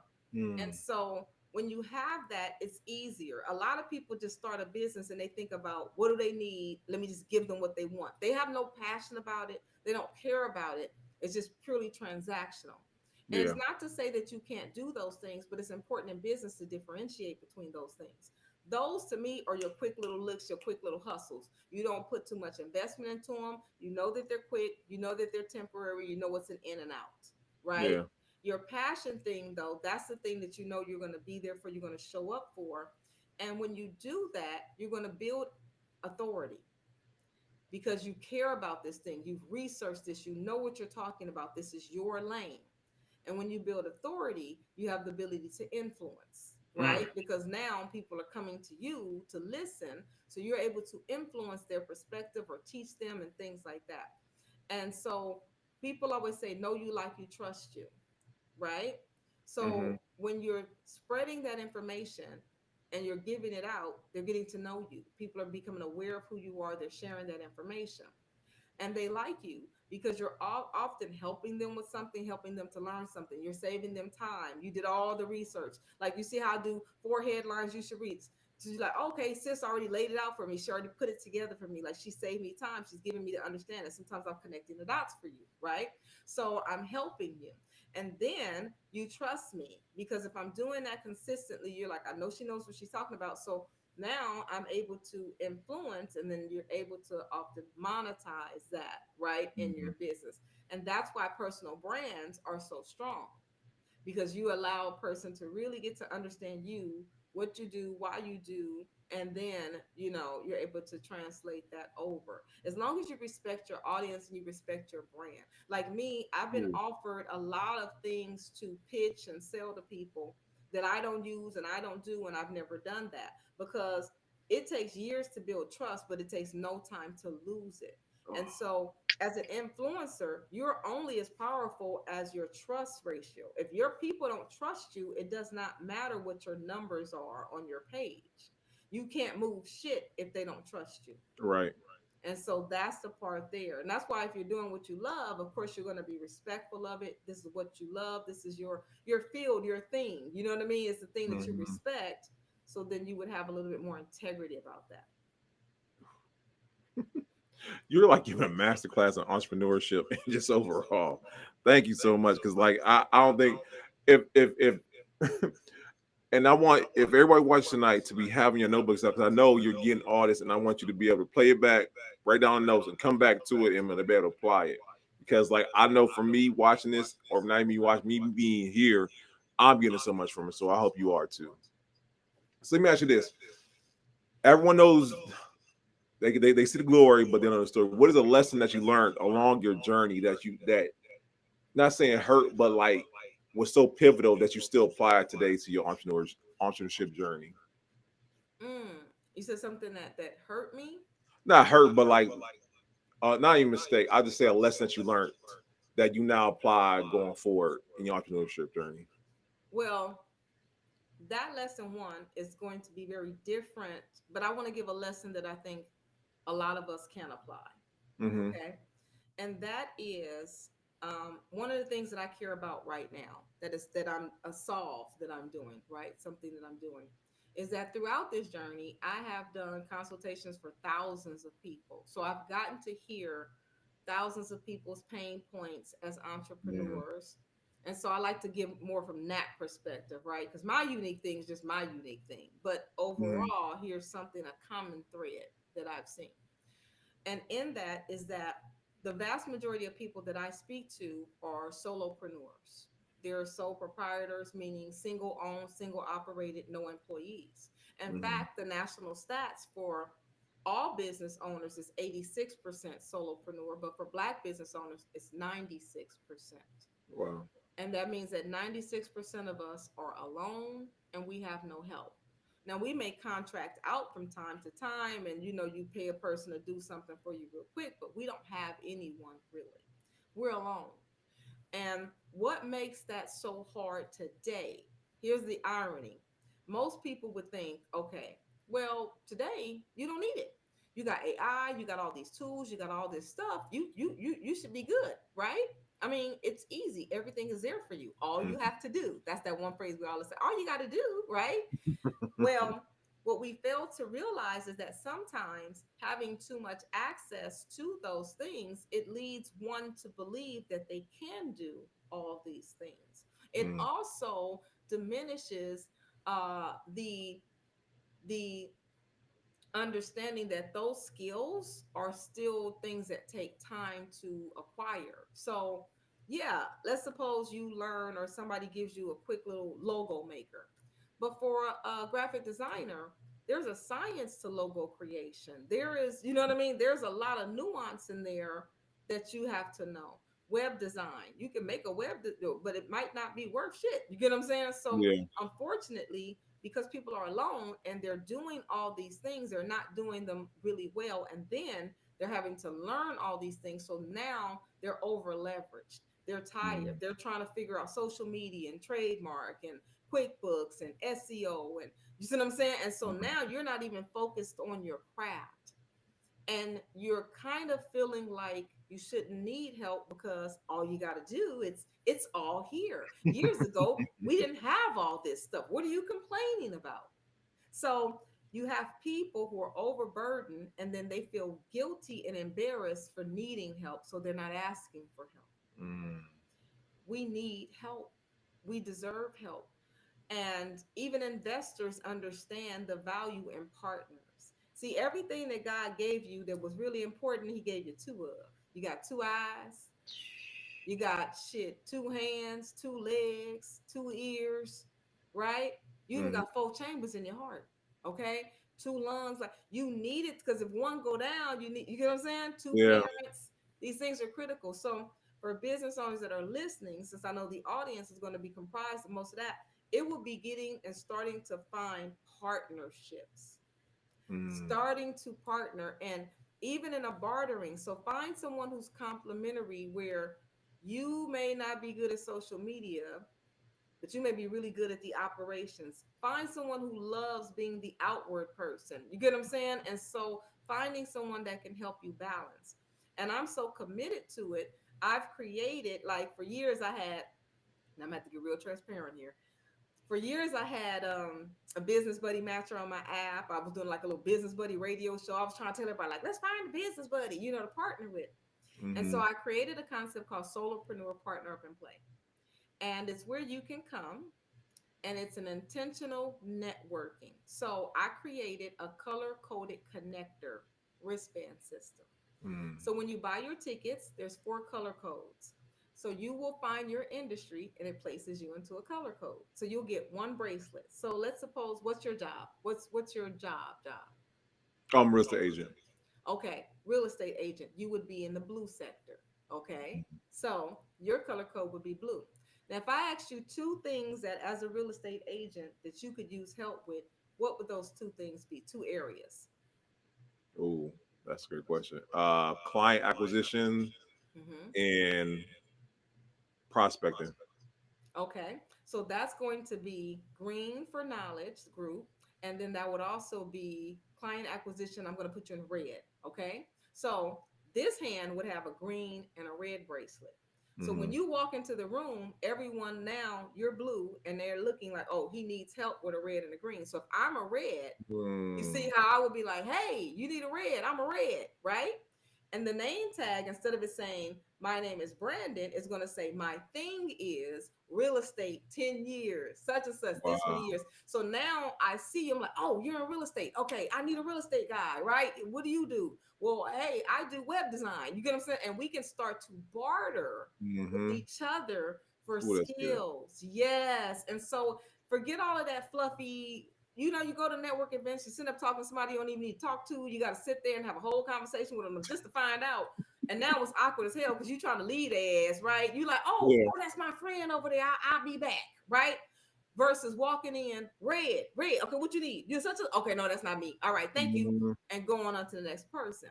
Now, of course, we need a social aspect to it. So instead of all of the, oh, everybody got to look cute and extra dress, we doing sweatpants, tennis shoes, hoodies, because we're going to play games. We're playing Mhm. all the fun childhood games. Uno, Twister, Connect Four.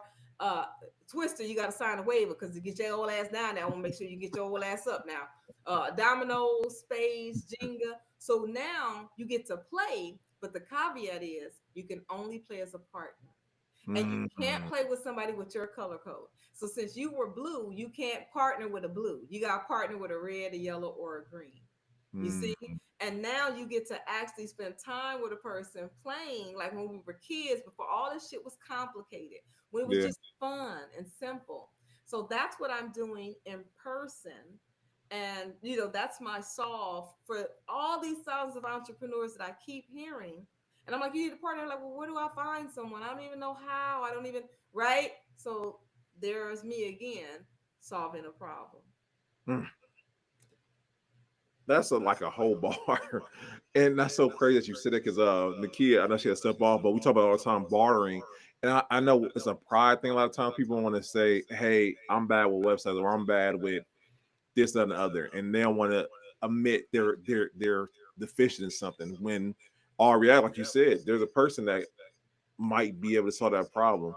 And I think, like you said, in the future going forward, as entrepreneurs, we have to be able to put that pride aside and be able to say, "Hey, let's partner up on this. Let's partner and up on and that." and that's why I did it where I created the culture of it. You got the 2 Mm. wristbands when you walk in. You don't have to, like, I don't want to walk up to people and offer my services. I don't want to be that guy. I don't want to, like, hey, you need my help, right? Yeah, You feel cringy when you're in, doing that, right? And most of us don't know how to network. Network is a skill, but we yeah, don't. When have anybody really taken like a course on networking? Like, how do you network? What is network etiquette? We don't know how to network. They just throw us in a room with hyper loud ass music, and they're like, "Go network." You know what I mean? And it don't work like that. You yelling yeah, and shit, Brandon, how I do this? You know what I mean? So yeah. what I did was I said, let me create the context so it's easy. It's a no-brainer. Everyone's in here with bracelets. You got the tag Mm. on, so you don't even have to think about it. You don't have to Yeah, be like, it's going to be odd for me to go up to this guy. As soon as I see your name tag, I'm gonna start a conversation. Oh, you do real estate, yo. You know what I mean? See, mm. so I've taken all of the guesswork out of network. Mm. See, so we've made it super simple, and it's kind of like game night for the everyday playmakers, Yeah. you know? And I love the fact that we're getting rid of all of that. There's no tier ticket prices, okay? There's no VIP, there's no one section for you. Everyone gets the same ticket, everyone gets the same premium experience. Everyone is in there to commune, and it's small, it's intentionally small. I want to be able to see people because I'm hosting this Mm. regularly and be like, hey, where's Brandon? I ain't seen Brandon at the last one, right? Oh, that's where you start to build that. We're so focused on the big numbers so much that we lose sight of the real impact because we're so focused on the numbers versus the lives that we're actually changing. Because Mm. my goal for this is in a year, I would be happy for someone to say, I've been coming out. Listen, I filled my SWAT up, right? I got my web designer guy. I found Mhm. me an accountant. I found me a trademark attorney. I done Mm. did all of this stuff, and I'm actually ready and structured and ready to hire my first employee. Mm. That's the goal is to Yeah. get us. We can't just focus on starting a business. We've got to focus on creating job creators because, like I said, 96% of us cannot hire our own damn child. You're going to have to put your child out there in this economy, Yeah. in this job market, looking for work. And if you look at the unemployment, it's 4.2%, but for blacks, it's 6.8. But for teens, it's 12.7 Mm. because all of the adults are taking the teen jobs. Yeah. See? So where is your baby now going to be able to go work at 16, 17, 18, start get work experience? So you already know how everybody says, I just graduated. I don't have any experience. No one will hire me. And they're not going to be able to get it because they got a parent with a PhD or a master's degree taking a job that was built and for them to have. Right. So again, if we don't give our children, if we don't have a job for our parents, we're probably going to be the only ones to hire. And that's what happened in the Great Depression. I'd like to end and let you guys know. In the Great Depression, nationwide unemployment was 25%, but for blacks it was 50% Mm. because people get tribal. And a lot of folks who have companies, what they're going to do is you'll have racism, yes, but they're going to start laying off staff because they're going to have to hire family because Family. family Ooh. got laid off. And they'll be like, hey, Brandon, you say, hey, Dad, I got laid off. Can you help me with the rent? Well, what's your rent, Brandon? 3,000. I don't have an extra 3,000. The store isn't doing so well, but I do pay Carlos 3,000. So you can come in here in the store and you Mm-hmm. can work and you can get that 3,000. That's what's going to happen. So it's Yeah. going to be nepotism in terms of I got to bring my own family in and take care of my family. And Mm. that's what's going to happen. If we don't have jobs to do that, we're not hiring anybody. Who's going to take care of our children? Who's going to take care Yeah. of us? Listen, and we didn't get a chance to talk about the virtual black mall. We didn't get a chance to talk about drum circle.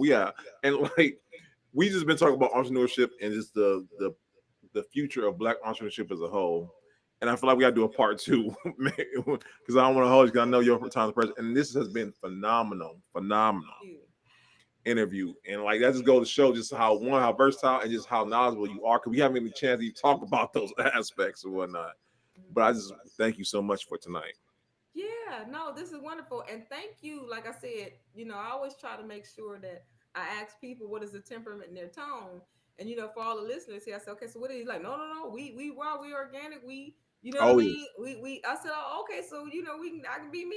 Okay, go ahead. You know what I mean? Because it's not that you're not you, we're just tactful, right? Everything, you don't do everything, you don't talk about everything in every space. Mm-hmm. But I want to say thank you for being open to saying, no, I want to have a real candid conversation, Absolutely. and these are things that I talk about on the phone. Like Nakia said, these are the things I talk about with my friends, you know what I mean, on the phone Mm-hmm. and stuff like that.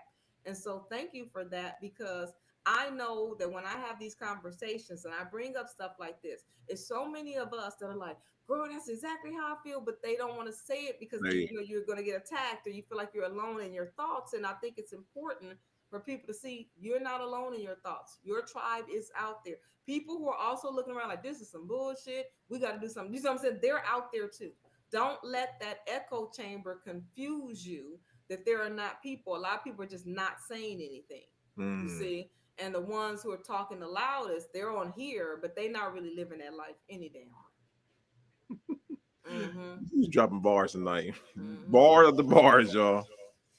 So, and everyone on the Pull Experience, we have our four simple questions. And I'm actually glad to ask these questions from you because I want to know your answer to them or whatnot. Now, everyone knows that we typically interview people from Cleveland, but you know, obviously not from Cleveland or whatnot. But my question to you, for anyone who not who for anyone wherever they're at, how do you feel like they can create that collaborative community in their own city?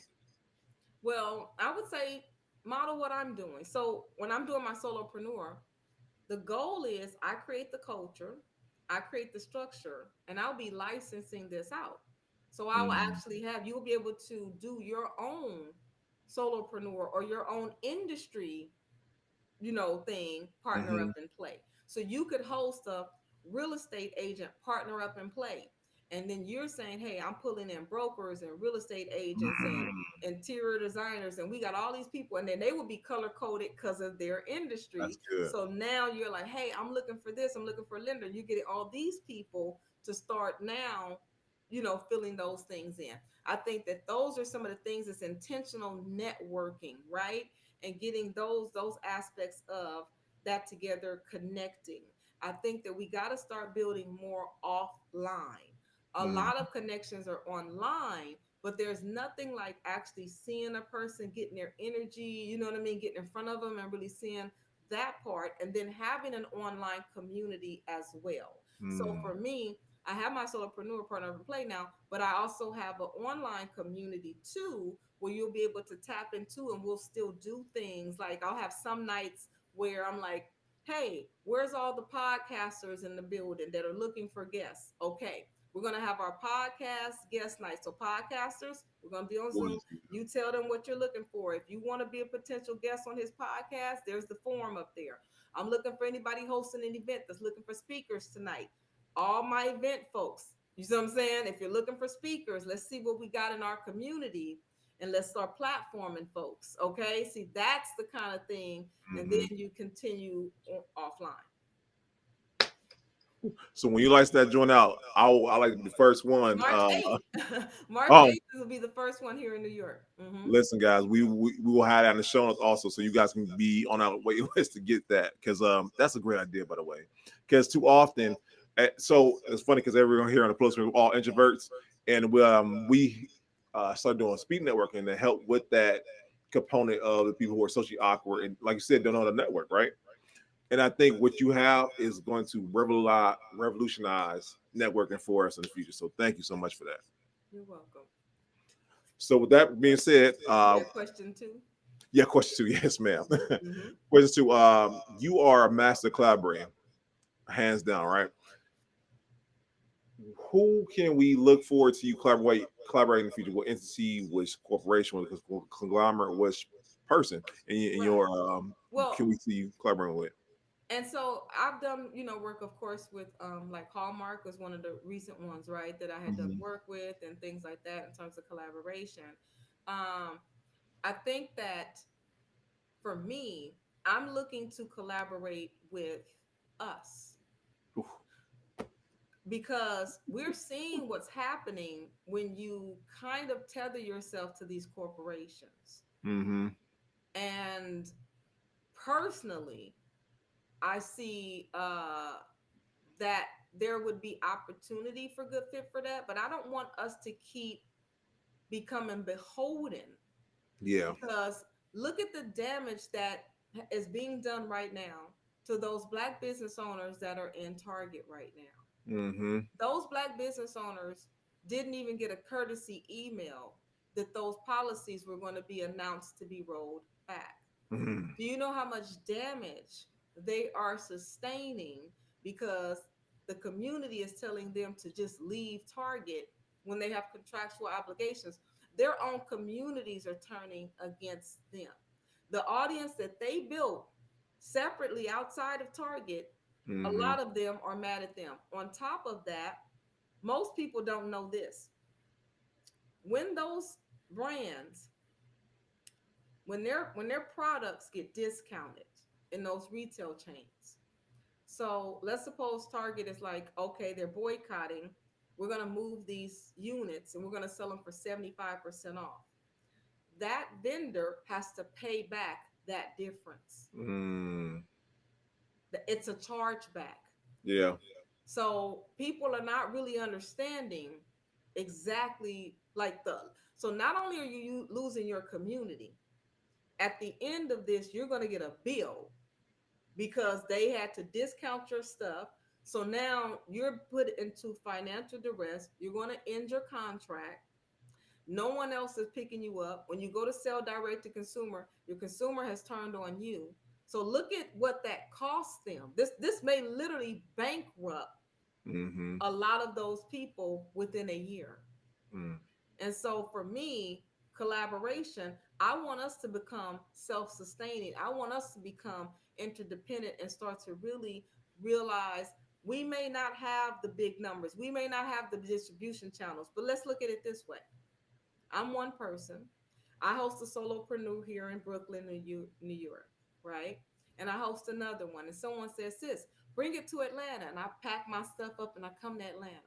But Mm-hmm. what happens eventually when I say, you know what? If you guys want to put it on in your area, you can tie into my network. I'll train you, I'll do everything. And Mm-hmm. now we can have solopreneurs nationwide. See, we got to be creative. And instead of me thinking, how can I do this nationwide? Why don't Yeah. I just tap into my people and my community? You in DC, you want to have one over there, and everyone now we're growing.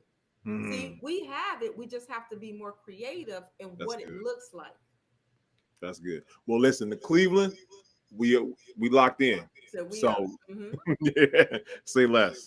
Yes, because that's a great idea, and I would love for our team to be the first solopreneur party, and we lock it in for Cleveland. And there's somebody for one of y'all Cleveland natives that is coming with his wife, the Plug Ohio, the Mm. appliance store. Yeah, shots. Yeah, he's coming he's coming to the Solopreneur Partner Up and Play.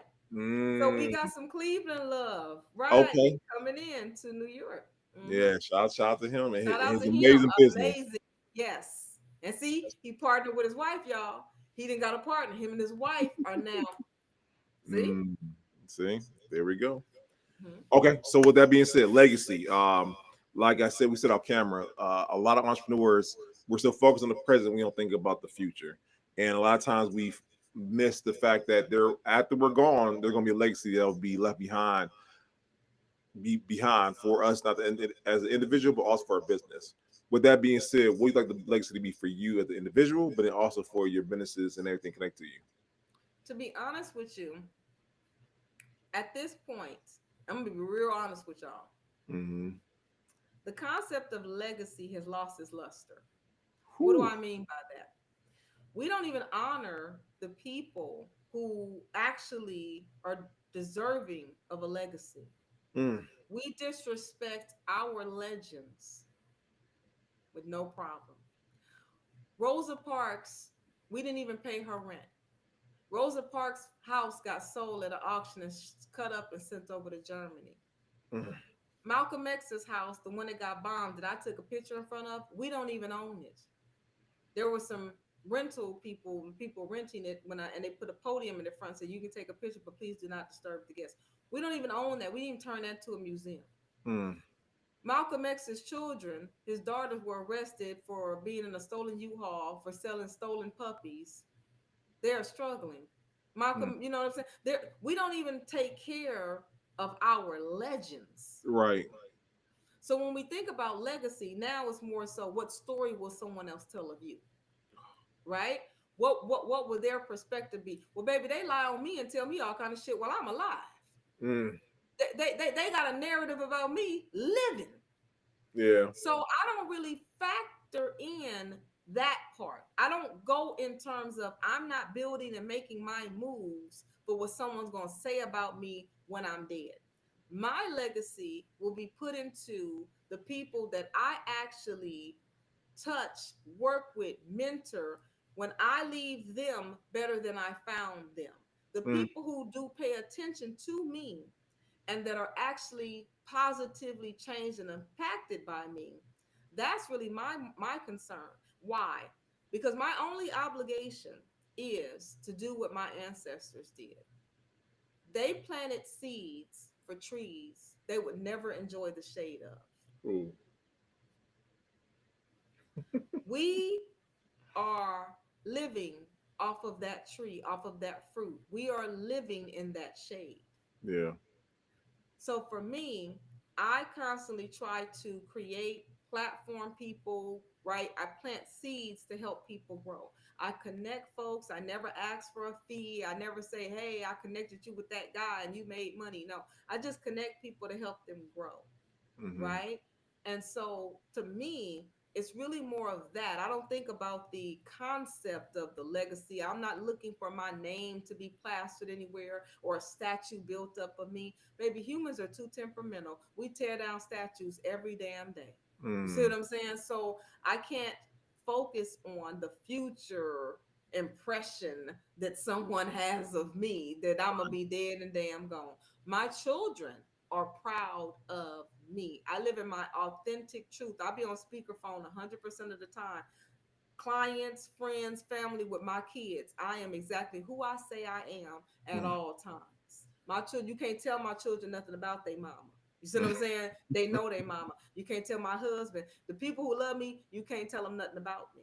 The other Mm. ones, baby, they on a whim. You could, you know what I'm saying? It depends. We seen people turn.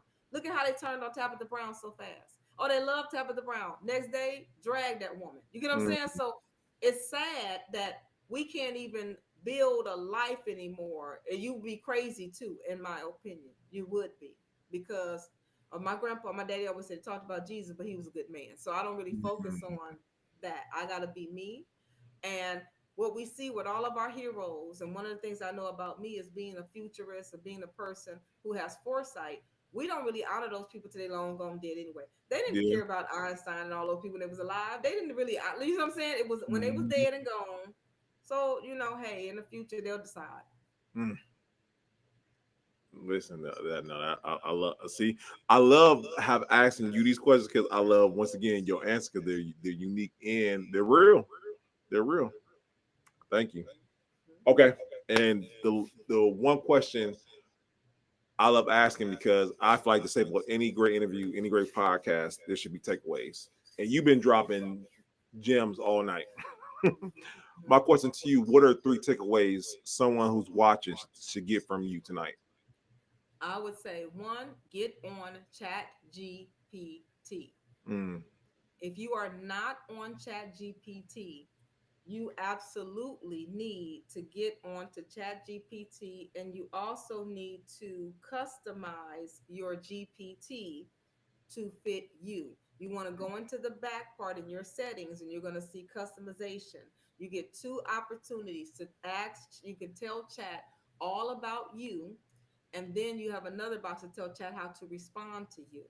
If you're Mm. unsure about what you want to write because it's 1,500 characters, copy that question. And if you've been spending enough time on chat, chat will already know a little bit about you. And then paste and say, chat, answer this question for me in 1,500 characters or less. What would you like chat to know? And it's going to answer. You can copy and paste that in there. That's very important for you to Mm. customize your GPT, right? Two, you want to um, don't be afraid of it. You've got to start using it. Don't think that you're going to stop it. John Henry couldn't stop the steam engine, and baby, you're Ooh. not about to stop AI. You'll kill yourself trying to do it. So you not being a part of it doesn't stop it. It's not going to, Mhm. you know what I'm saying? So you definitely need to use it, but recognize, like I said, your humanity in this. If you're looking for something that is super quick for presentations and things like that, I would say Mhm. use gamma.app.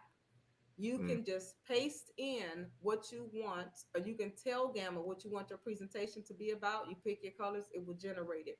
You can also use Chat GPT, tell GPT, what this is my business plan, is whatever. Now, make me a Gamma presentation for this. Chat will make the instructions, then you paste that into Gamma. Those are going to be two super quick cheat codes that Mhm. you can actually do. And then the last is go to Notebook LM. You can tell chat, hey, I make a prompt for Notebook LM. That thing will create an interview podcast style about your business. It has two podcasters that sound very human, and you Mm, can pull clips. You can use that script or whatever. But those are three things that I would say in terms of AI that are so simple, so quick to mm-hmm, use, and that you want to do it. Now, in terms of chat, when I say the reason why you need to really train your chat, I'll give you mm-hmm. guys a demo because I can show you better than I can tell you. Hey, Clara. So I'm live right now on a podcast and I'm giving away a few takeaways. And I wanted to tell the people why it's so important to customize your GPT so that it can be more helpful for you. Can you really briefly just say hi to the audience, let them know who you are and what you do for me, and just tell them why it's so important to customize a GPT? Hey everyone, I'm Clara, Alquincia's AI assistant. I help her with strategy, research, and content creation. Customizing your GPT means it aligns perfectly with your unique needs, making it an invaluable tool for your business. Thanks for having me. Thank you, Clara. So I'll talk to you later on and we'll finish some of the work that we have, okay? Shoo. Absolutely, Alquincia. Talk to you soon. Enjoy the podcast. Okay, bye-bye. Wow. So while y'all playing, you see Mm. what I'm saying? While you if you're not with it, you are literally Get left behind. you're getting left behind. And this Whew. is not a matter, this is here now. This is not, oh, you are already behind. You Yeah. are behind. If you are not using this, you are already behind. And I will say GPTs are going to be the new apps. So I Mm, built those GPTs. I built a GPT, for example, that will help you. Say you having a workplace issue and you got a mm. manager or something and you don't really know how to respond. You tell ChatGPT to make you an email or something, it'll make an email, but it's not going to take in that human psychology approach. So I trained it on the 48 laws of power. Mm. So it's going to ask you, what happened, Brandon? What's the issue? And then it's going to tell you law number one, don't outshine the master. And it's going to tell you what to do and operate from that perspective. Wow. See, these are the things that those are GPTs. Those are the future. Agents and GPTs are the future of that. So I would say those things you have to definitely get on because in a minute it's going to go so far you won't even be able to catch up. Right, madam. So let me ask you this, and this is the most important question the whole interview. Where can people follow you, learn more? Where can they get your products? Where can they get consultation? Where can they get all those good things? Akanundrum.com.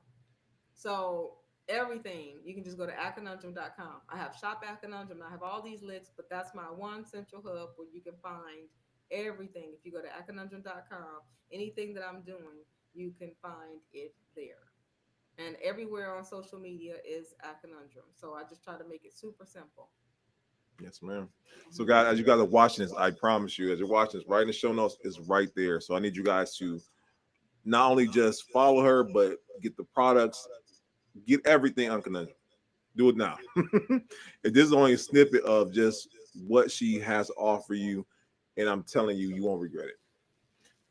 This has been an absolute honor and privilege. And like I said, I never get nervous for interviews. I can do an interview in my sleep, but I promise this has been nervous. I've been in a very long time, madam. So, and that's a good Oh, thing. And that is a honestly, beautiful thing. I thank you. That is so humbling. Thank you. yes, we can't thank you enough. And like I said, Yes.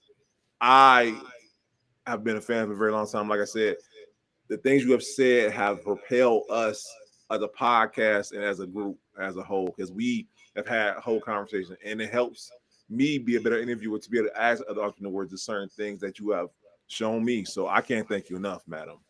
So it's a You're real honor. welcome. Thank you. Thank you. And looking forward to coming to Cleveland. Come on Okay? now. Now Yes. listen. We had David Shands last year or whatnot. Hey, we would love to have you here. Thank you. Yes, Okay. ma'am. All right. Bye bye. Bye, Nikia. Listen, guys, we'll see you guys next time, guys. This has been episode 300. 300, y'all. Wow. Yes, ma'am. Wow. Oh my God. Okay. That's lit. Listen. And like I said, you have done us justice by making episode 300 just that more special. I do. I feel like 300. I just kicked a nigga in the back down the hole. So listen, y'all. Real quick, I want to take our time to thank you all for once again subscribing, liking, sharing, and listening to great stories like hers, and just every journey entrepreneurship we have gone through. Y'all been through bad audio, bad quality video, just all, and y'all have shown that y'all can watch the progression.